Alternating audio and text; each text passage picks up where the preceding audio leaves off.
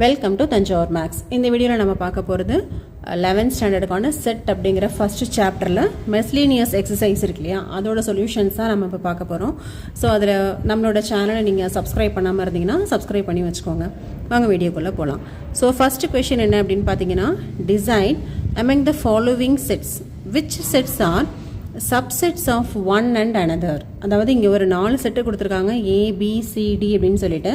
இந்த 4 செட்டில் எது வந்து ஒன்றுக்கு ஒன்று சப்செட்டாக இருக்குது, எது எதோட சப்செட் அப்படின்னு சொல்லி தான் நம்ம எழுதணும். ஸோ இங்கே ஃபஸ்ட்டு வந்து A equal to set of all x such that x belongs to R and x satisfy x square minus 8x plus 12 equal to 0. அதாவது BCD அந்த 3 செட்டும் வந்து நமக்கு டைரெக்டாக என்னென்ன எலமெண்ட்ஸ்னு சொல்லி கொடுத்துட்டாங்க. ஆனால் ஏங்கிற செட்டு வந்து நமக்கு செட் பில்டர் ஃபார்மில் இருக்குது. ஸோ அதில் உள்ள ஒரு ஈக்குவேஷனை சால்வ் பண்ணி ஏங்கிற செட்டோட எலமெண்ட்ஸ் என்னென்ன அப்படின்னு சொல்லி ஃபஸ்ட்டு நம்ம கண்டுபிடிச்சிக்கலாம். ஸோ அதுக்கு என்ன பண்ண போகிறோம் அப்படின்னு பார்த்தீங்கன்னா, ஏங்கிற செட்டில் கொடுத்துருக்கிற ஈக்குவேஷன் வந்து இதுதான். ஓகே, இதுதான் அந்த equation. X square minus 8x plus 12 equal to 0ன்னு கொடுத்துருக்காங்க. இதை சால்வ் பண்ணி எக்ஸுக்கு என்ன வேல்யூஸ் வருதோ அதுதான் வந்து ஏ செட்டோட எலமெண்ட்ஸ். ஓகேவா, இப்போ இதை சால்வ் பண்ண போகிறோம். இது நம்ம ஏற்கனவே வந்து 10th ஸ்டாண்டர்டில் படிச்சிருப்போம் இல்லையா, ஒரு அல்ஜிப்ரிக் ஈக்குவேஷன், குவாட்ராட்டிக் ஈக்குவேஷனோட சொல்யூஷன் கண்டுபிடிக்கிறது எப்படி அப்படின்னு சொல்லி நமக்கு ஏற்கனவே தெரியும். அதாவது இப்போது நமக்கு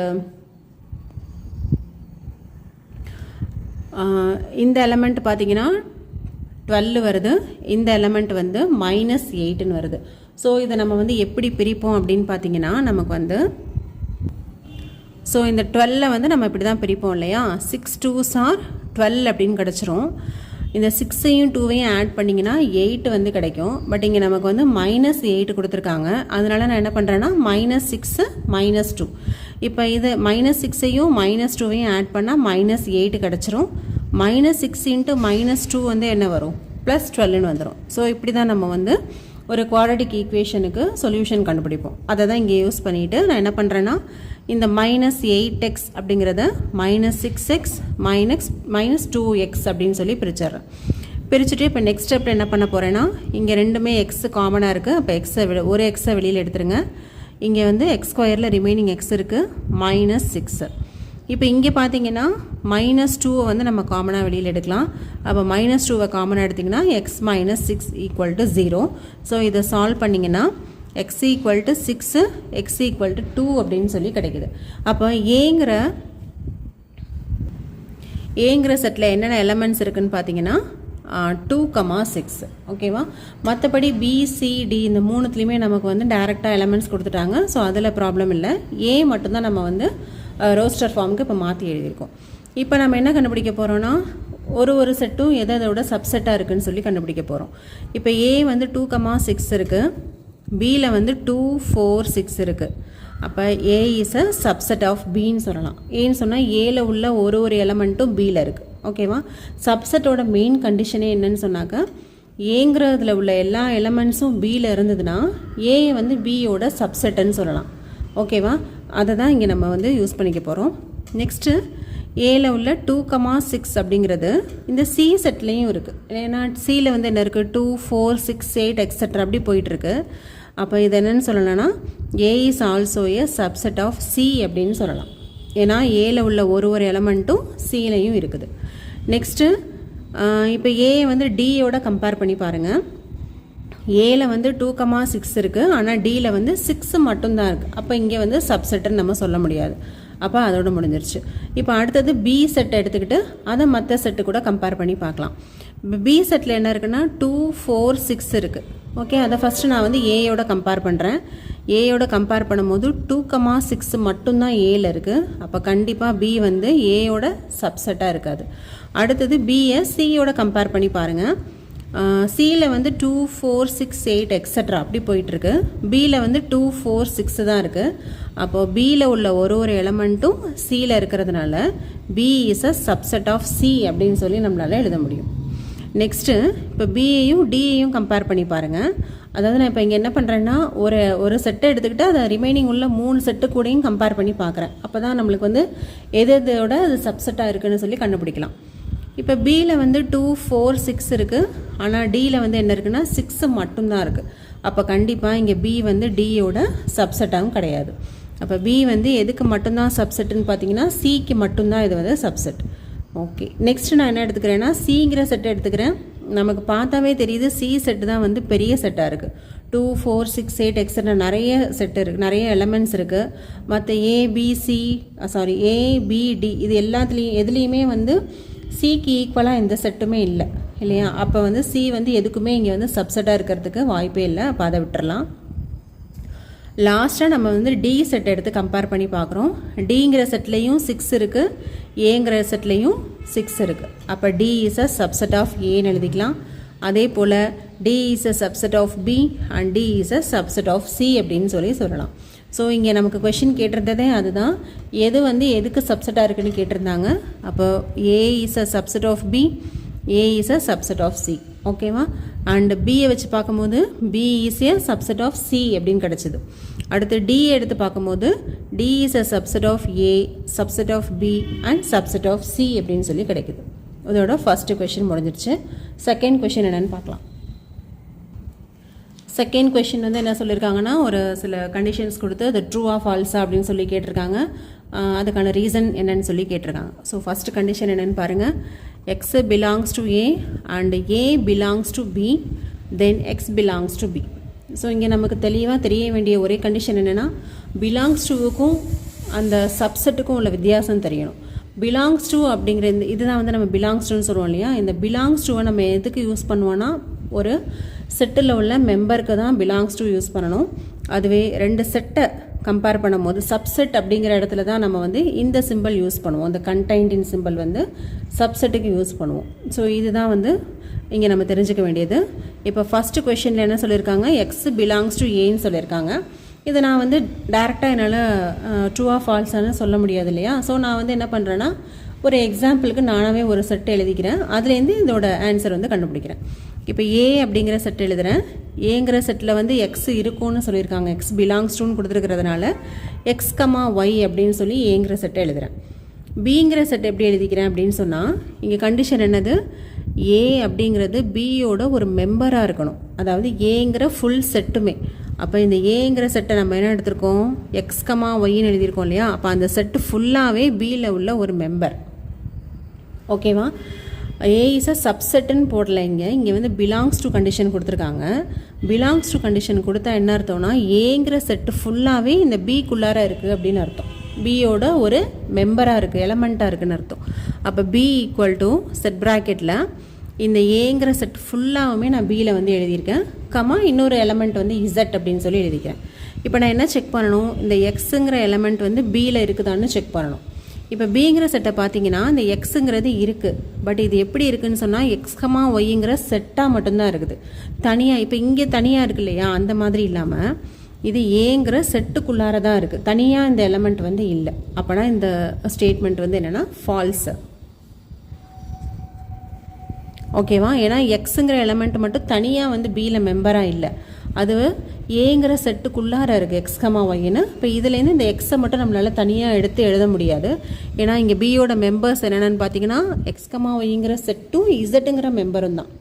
ஓகேவா? இசட்டை வேணால் நீங்கள் தனியாக எழுதலாம், ஆனால் இந்த எக்ஸை வந்து பியிலேருந்து தனியாக எடுக்க முடியாது. அப்போ இந்த கிவன் ஸ்டேட்மெண்ட் வந்து ஃபால்ஸு. நெக்ஸ்ட்டு செகண்ட் கண்டிஷன் பார்த்தீங்கன்னா, இங்கே என்ன சொல்லியிருக்காங்க, A is a subset of B கொடுத்துருக்காங்க. ஆனால் பி வந்து சிக்கு ஒரு மெம்பர். பிலாங்ஸ் டு கண்டிஷன் கொடுத்தா என்ன அர்த்தம், மெம்பர்னு அர்த்தம். நம்ம என்ன கண்டுபிடிக்கணும்னா, ஏயும் வந்து சிக்கு ஒரு மெம்பராக இருக்குதா அப்படின்னு சொல்லி செக் பண்ணி பார்க்கணும். இப்போது ஏ இஸ் அ சப்செட் ஆஃப் பின்னு சொல்லிட்டாங்க இல்லையா? அப்போ நான் வந்து ஏ ஈக்குவல் டு 1 அப்படின்னு சொல்லி ஒரு செட் எழுதிக்கிறேன். பியில் என்ன பண்ணுறேன்னா 1, 2 எழுதிக்கிறேன். ஏன்னு சொன்னால் ஏ வந்து சப்செட், அப்போ கண்டிப்பாக ஏல உள்ள எலமெண்ட் வந்து பியில் இருக்கணும். அதனால நான் இதை வந்து 1, 2ன்னு எழுதியிருக்கேன். இப்போ சிங்கிற செட்டில் என்ன இருக்குன்னா, இந்த பிங்கிறது மெம்பராக இருக்குது. அப்போனா சி ஈக்குவல் டு செட்டு எழுதும் போது இந்த பி ஃபுல்லாத்தையுமே நம்ம வந்து சிக்குள்ளார ஒரு எலமெண்ட்டாக தான் எழுதணும். அதாவது 1, 2 இந்த செட் ப்ராக்கெட்டோட சேர்த்து உள்ளார எழுதிக்கணும். அப்போ தான் அது வந்து எலமெண்ட்டாக ஆகும். 3. ஓகேவா? இப்போ இதில் கம்பேர் பண்ணி பார்த்தீங்கன்னா நமக்கு என்ன சொல்லியிருக்காங்க, ஏ பிலாங்ஸ் டு சியான்னு கேட்டிருக்காங்க. ஏங்கிற செட் என்னது சிங்கிள்டன் 1ன்னு எடுத்திருக்கோம். சியில் ஏதாவது இருக்குதா பாருங்கள், 1 இருக்குது. ஆனால் அது எப்படி இருக்குதுன்னு பார்த்தீங்கன்னா 1,2ங்கிற செட்டாக இருக்குது. இந்த மாதிரி 3, இந்த 3ங்கிறத நம்ம வந்து தனியாக எழுதலாம். 3 பிலாங்ஸ் டு சின்னு சொல்லலாம். ஆனால் இந்த 1 வந்து பிலாங்ஸ் டு சின்னு சொல்ல முடியாது. என்ன தான் நம்ம சொல்லலாம்னா செட்டு 1,2 தான் பிலாங்ஸ் டு சின்னு சொல்லலாம். அப்போ இந்த ஸ்டேட்மெண்ட்டும் நமக்கு வந்து என்னென்னா ஃபால்ஸ்.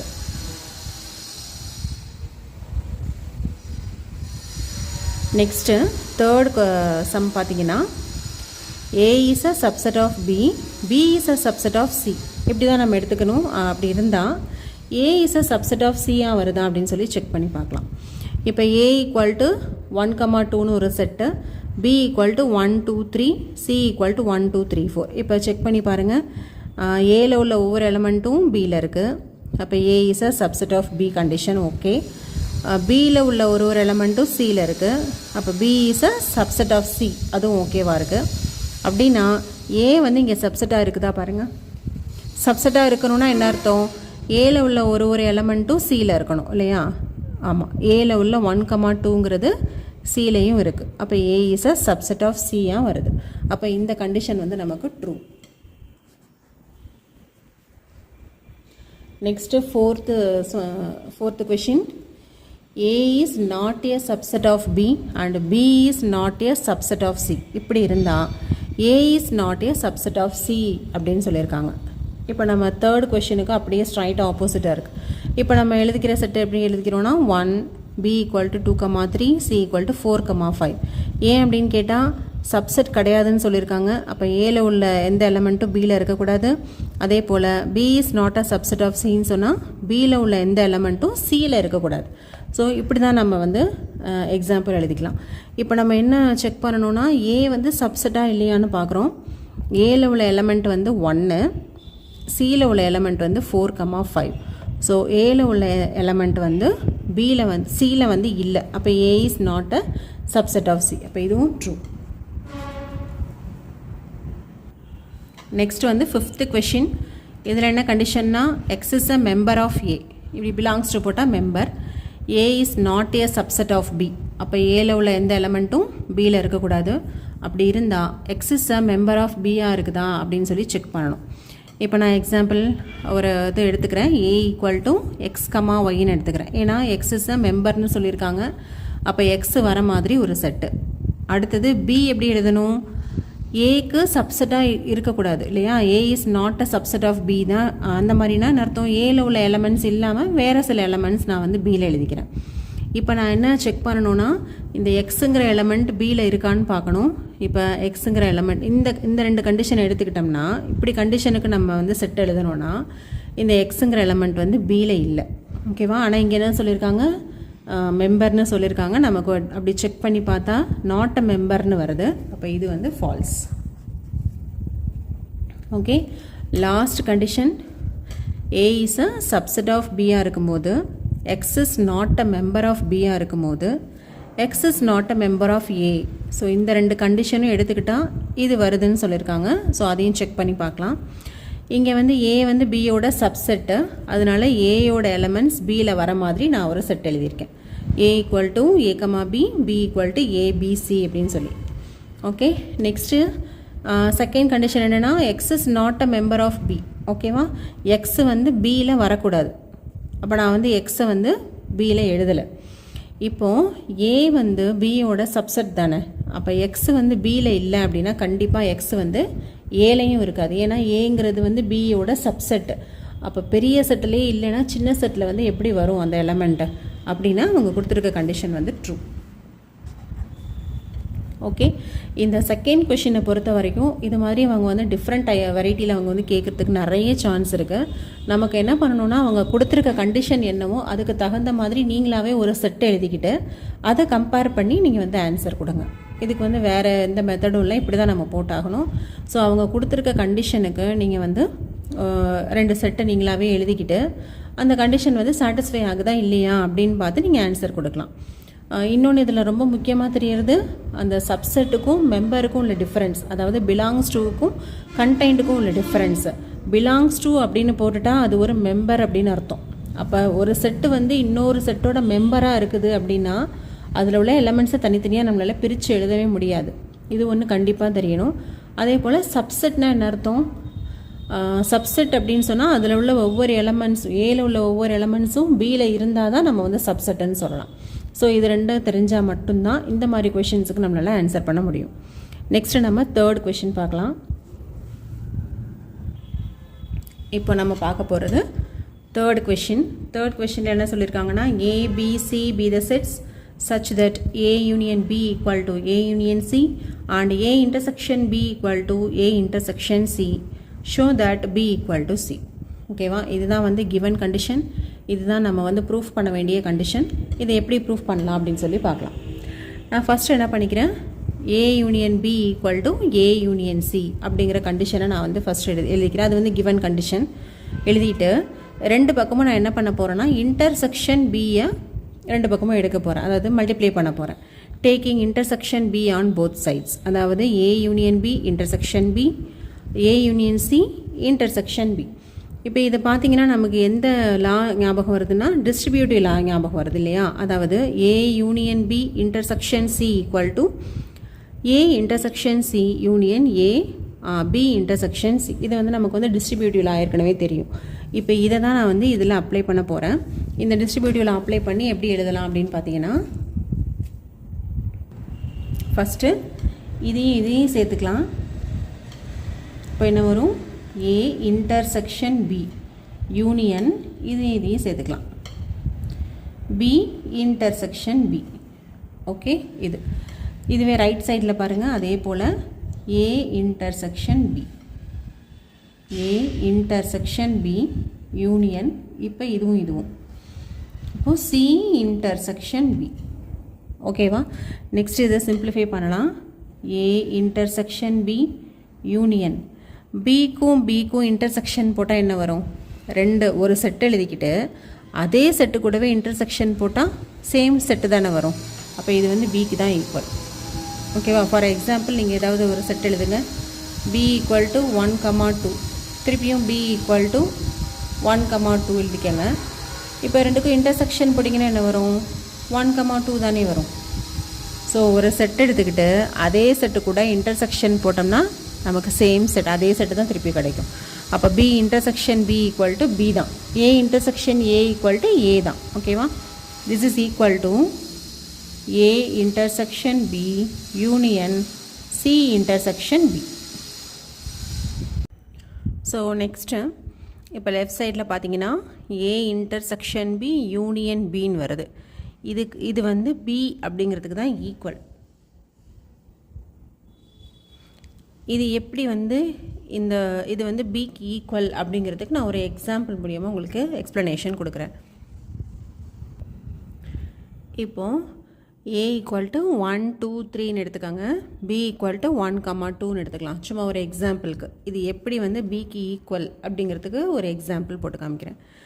இப்போ A இன்டர்செக்ஷன் B என்ன வரும், 1,2 காமன் எலமெண்ட்ஸ் தானே. இப்போது இந்த A இன்டர்செக்ஷன் B கூட யூனியன் B போடுறோம், அதாவது 1,2 கூட யூனியன் 1,2 போடுறோம்.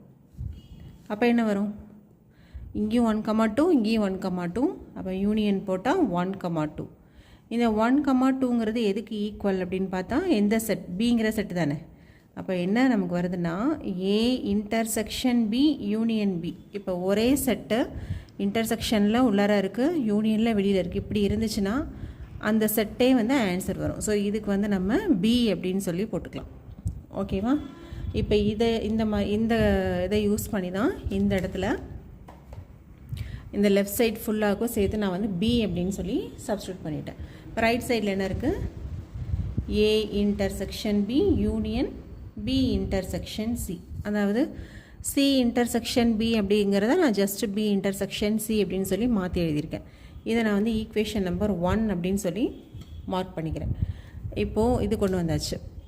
இப்போ நான் என்ன பண்ணுறேன், நம்ம இப்போ ஃபஸ்ட்டு என்ன பண்ணோம், A union B equal to A union C. இதுக்கு இன்டர்செக்ஷன் பியை வந்து ரெண்டு சைடும் எடுத்தோம் இல்லையா, taking intersection B on both sides அப்படின்னு சொல்லி தான் இந்த ஃபஸ்ட் ஈக்குவேஷன் கொண்டு வந்திருக்கோம். இப்போ என்ன பண்ண போகிறேன், இதே condition A union B equal to A union C, இது வந்து கிவன் கண்டிஷன். இதே கண்டிஷனுக்கு எப்படி இங்கே நம்ம வந்து இன்டர்செக்ஷன் பி வந்து ரெண்டு சைட்லேயும் எடுத்தோமோ, இப்போ நான் அடுத்து என்ன பண்ண போகிறேன்னா intersection C on both sides எடுக்க போகிறேன். ஓகே, ஸோ இந்த கிவன் கண்டிஷன் எழுதியாச்சு. Taking intersection C on both sides இப்படி எடுத்துகிட்டு நெக்ஸ்ட்டு இந்த கண்டிஷன் எழுதி இன்டர்செக்ஷன் சி எழுதியாச்சு. இப்போ அகைன் நம்ம என்ன பண்ணலான்னா டிஸ்ட்ரிபியூட்டிவ் ப்ராப்பர்ட்டி யூஸ் பண்ணுறோம். யூஸ் பண்ணால் என்னாகும், இதுவும் எழுதலாமா, ஏ இன்டர்செக்ஷன் சி யூனியன் இது B intersection C. Okay, so A intersection C union B intersection C by using distributive law. This is equal to திங்கி அதே மாதிரி என்ன எழுதலாம், A intersection C union C intersection C. Okay, இது ரெண்டும் நம்ம என்ன யூஸ் பண்ணுறோம் அப்படின்னா டிஸ்ட்ரிபியூட்டிவ் ப்ராப்பர்ட்டி யூஸ் பண்ணுறோம்.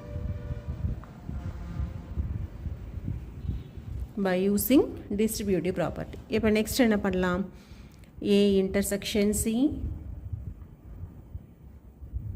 union B intersection C is equal to A intersection C union C intersection C என்ன வரும், இப்போ இங்கே போட்டோம் இல்லையா, இந்த இது பார்ட்டு போடும்போது B intersection B அப்படின்னே போட்டுக்கிட்டோம் இல்லையா, இதே மாதிரி தான் இங்கே என்ன பண்ண போகிறோன்னா C intersection Cக்கு பதிலாக CA போட்டுக்க போகிறோம்.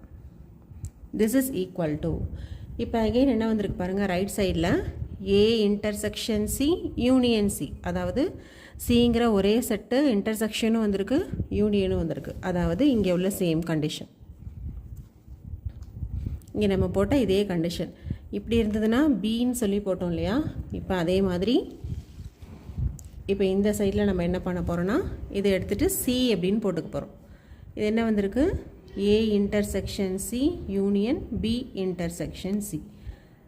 இதை வந்து செகண்ட் ஈக்குவேஷன் அப்படின்னு சொல்லி மார்க் பண்ணிக்கோங்க. இப்போ ஃபஸ்ட் அண்ட் செகண்ட் ஈக்குவேஷன்ஸை நம்ம கம்பேர் பண்ணுறோம். ஃபஸ்ட் ஈக்குவேஷனில் என்ன வந்திருக்குன்னா B equal to A intersection B union B intersection C. Okay, இதுவே செகண்ட் ஈக்குவேஷனில் என்ன வந்திருக்குன்னா C equal to A intersection C union B intersection C. So இப்போ என்ன வருது அப்படின்னு பார்த்தீங்கன்னா ஃப்ரம் 1 and 2, இதுதான் 1 and 2லேருந்து நமக்கு கிடச்சிருக்கு. இப்போ கம்பேர் பண்ணி பார்த்தீங்கன்னா ரைட் சைடில் இங்கே வந்து பி இன்டர்செக்ஷன் சி கரெக்டாக இருக்குது, ஆனால் இங்கே மட்டும் என்ன இருக்குன்னா இதில் ஏ இன்டர்செக்ஷன் பி இருக்குது, இதில் ஏ இன்டர்செக்ஷன் சி இருக்குது. நமக்கு கிவன் கண்டிஷன் ஒன்று கொடுத்துருக்காங்க இல்லையா, இந்த intersection A intersection B is equal to A intersection C அப்படின்னு போடலாம். அதை யூஸ் பண்ணி இந்த ஏ இன்டர்செக்ஷன் சிக்கு பதிலாக நான் என்ன போட்டுக்கிறேன், ஏ இன்டர்செக்ஷன் பி அப்படின்னு போட்டுக்கிறேன். நமக்கு கிவன் கண்டிஷன் அதுதான். அதனால் இங்கே இந்த சிக்கு பதிலாக இன்டர்செக்ஷன் பி மாற்றி போட்டாச்சு, union B intersection C. Okay, இப்போ இது வந்து சி, இது நம்மளோட ஃபஸ்ட் ஈக்குவேஷன். இதை நீங்கள் தேர்ட் ஈக்குவேஷன் அப்படின்னு மார்க் பண்ணிக்கோங்க. இப்போ நம்ம அதை மாற்றி எழுதணும் இல்லையா, அதை வந்து தேர்ட் ஈக்குவேஷன் வச்சுக்கோங்க. ஃப்ரம் 1 and 3 என்ன கிடைக்குதுன்னு பாருங்கள். from 1 and 3 right hand side வந்து ஈக்குவலாக இருக்குது, அப்போ கண்டிப்பாக லெஃப்ட் ஹேண்ட் சைடும் ஈக்குவலாக தான் இருக்கணும். Okay, from 1 and 3 B is equal to C அப்படின்னு சொல்லி ப்ரூஃப் பண்ணியாச்சு. ஓகேவா, இதான் வந்து தேர்ட் சம்முக்கான ப்ரூஃபு. நெக்ஸ்ட்டு நம்ம ஃபோர்த்து சம் பார்க்கலாம். ஃபோர்த்து கொஷின் என்னென்னு பார்த்தீங்கன்னா, show that the following 4 conditions are equivalent. அதாவது 4 கண்டிஷன் கொடுத்துருக்காங்க, இது வந்து ஈக்குவலண்ட் அப்படின்னு சொல்லியிருக்காங்க. அதாவது 1 எடுத்துக்கிட்டால் 2 வந்து ப்ரூவ் ஆகும், 2 எடுத்துக்கிட்டால் 3 ப்ரூவ் ஆகும். இந்த மாதிரி நம்ம வந்து ஒரு கண்டிஷன் எடுத்துக்கிட்டு இன்னொரு கண்டிஷன் சாட்டிஸ்ஃபை ஆகுது அப்படின்னு சொல்லணும். ஸோ இந்த மாதிரி ஈக்குவலண்ட் கண்டிஷன்ஸை நம்ம வந்து ப்ரூஃப் பண்ணும்போது என்ன பண்ணலான்னா, ஏதாவது ஒரு கண்டிஷனை கிவன் பார்ட்டாக எடுத்துக்கிட்டு மற்ற கண்டிஷன்ஸை நம்ம வந்து ப்ரூஃப் பண்ணலாம். அப்படி ப்ரூஃப் பண்ணாலும் ஈக்குவலண்ட் அப்படின்னு சொல்லி ப்ரூஃப் பண்ணிடலாம். ஸோ அந்த மெத்தடை ஃபாலோ பண்ணி நான் என்ன பண்ணுறேன்னா, இந்த ஃபஸ்ட்டு கண்டிஷன் இருக்கு இல்லையா, A is a subset of B, அதை வந்து நான் கிவன் பார்ட்டாக எடுத்துக்கிட்டு அந்த ஃபஸ்ட்டு பார்ட் வந்து ட்ரூவாக இருந்தால் செகண்டு தேர்டு ஃபோர்த்து எல்லாமே வந்து ட்ரூ தான் அப்படின்னு சொல்லி ப்ரூஃப் பண்ண போகிறேன். ஸோ அதுக்கு நான் என்ன பண்ணுறேன்னா ஃபஸ்ட்டு ஏபின்னு சொல்லிட்டு 2 செட் எடுத்துக்கிறேன். அது எப்படி எடுக்கிறேன்னா A is a subset of பியாக இருக்கிற மாதிரி எடுத்துக்கிறேன். அப்போ A equal to 1,2 B equal to 1, 2, 3 அப்படின்னு சொல்லி சப்செட்டாக இருக்கிற மாதிரி எடுத்துக்கிட்டேன். இப்போ ஏ வந்து பியோட சப்செட்டாக இருந்ததுன்னா ஏ மைனஸ் பி என்ன வருது அப்படின்னு சொல்லி பார்க்கலாம். நம்ம ஏற்கனவே டிஃப்ரென்ஸ் பார்த்துருக்கோம். ஏ மைனஸ் பி அப்படிங்கிறது என்னன்னா ஏங்கிற செட்டில் உள்ள எல்லா எலமெண்ட்ஸும் எழுதணும், ஆனால் பிங்கிற செட்டில் உள்ள எலமெண்ட்டை மைனஸ் பண்ணணும். அப்போ என்ன ஆகும்னு பாருங்கள். இப்போது ஏலேருந்து பியை மைனஸ் பண்ணுறோம். மைனஸ் பண்ணோம்னா ஏல உள்ள எல்லா எலமெண்ட்ஸும் எழுதணும், ஆனால் பியில் உள்ள எலமெண்ட்டை விடணும். இப்போ பியில் வந்து 1, 2, 3 இருக்குது, ஏலையும் 1, 2 இருக்குது. அப்போது மைனஸ் பண்ணும்போது நமக்கு என்ன ஆன்சர் வரும்னா எம்டி செட்டு தான் கிடைக்கும். This is equal to empty. Okay, இந்த கண்டிஷன் எப்போ நமக்கு கிடைக்குது? ஏ வந்து சப்செட் ஆஃப் பியாக இருக்கும் போது தான். அப்போ 1 implies 2, 1 and 2 are equivalent அப்படின்னு சொல்லிடலாம். நெக்ஸ்ட் என்ன பண்ண போகிறேன்? சேம் ஃபஸ்ட்டு கண்டிஷனை நான் வந்து கிவனை எடுத்துக்கிட்டு தேர்ட் கண்டிஷனை நான் வந்து ப்ரூஃப் பண்ண போகிறேன். ஸோ ஏபிங்கிறது அதே செட்டாக நம்ம எடுத்துக்கலாம். எடுத்துக்கிட்டு தேர்ட் கண்டிஷன் என்ன அப்படின்னு பார்த்தீங்கன்னா, தேர்ட் கண்டிஷன் வந்து ஏ யூனியன் பி கண்டுபிடிக்கணும். இப்போது ஏங்கிற செட் என்னென்னா 1, 2 யூனியன் பிங்கிற செட் வந்து 1, 2, 3. இப்போ யூனியன் போட்டோம்னா என்ன வருது? 1, 2, 3ன்னு வரும். யூனியன்னா 2 எலமெண்ட்டில் 2 செட்டில் உள்ள எலமெண்ட்ஸ் எல்லாத்தையும் தானே எழுதணும். அப்போ இந்த 1, 2, 3ங்கிறது எதுக்கு ஈக்குவலாக இருக்குதுன்னு பார்த்தா பிக்கு ஈக்குவலாக இருக்குது. ஓகே, அப்போ என்ன கிடைக்கிது? A union B is equal to B அப்படின்னு கிடைக்குது. அப்போ நான் first A is a subset of B அப்படிங்கிற கண்டிஷனையும் A minus B equal to empty அப்படிங்கிற கண்டிஷனையும் அந்த மாதிரி நான் ஒரு செட்டை எடுத்தேன்னா எனக்கு தேர்டாக என்ன கிடைக்குதுன்னா A union B equal to B அப்படின்னு சொல்லி கிடைக்குது. இங்கே வந்து ஏ மைனஸ் பி. அப்போ நம்ம எப்படி சொல்லிடலான்னா first and second conditions are equivalent to third condition அப்படின்னு ப்ரூஃப் பண்ணியாச்சு. இன்னும் நம்ம ஃபோர்த் கண்டிஷன் மட்டும்தான் ப்ரூஃப் பண்ணணும். ஸோ ஃபோர்த் கண்டிஷனுக்கு நம்ம ப்ரூஃப் பண்ணுறதுக்கு என்ன பண்ணலாம்னா ஃபஸ்ட்டு செகண்டு தேர்டு இந்த 3 கண்டிஷன்ஸுமே அப்ளை ஆகிற மாதிரி ஒரு செட் எழுதிட்டு ஃபோர்த்து கண்டிஷனை அதுலேருந்து நம்ம ப்ரூஃப் பண்ண போகிறோம். அதுக்கும் நான் வந்து சேம் இந்த ஏ அண்ட் பி இதே செட்டை தான் நம்ம வந்து எடுத்துக்க போகிறோம். எடுத்துக்கிட்டு ஃபோர்த்து கண்டிஷன் என்னது? A intersection B equal to A அப்படின்னு சொல்லி ப்ரூஃப் பண்ண போகிறோம். இப்போ ஏ இன்டர்செக்ஷன் பி அப்படின்னு சொன்னால் ஏயில் உள்ள எலமெண்ட்ஸ் வந்து 1, 2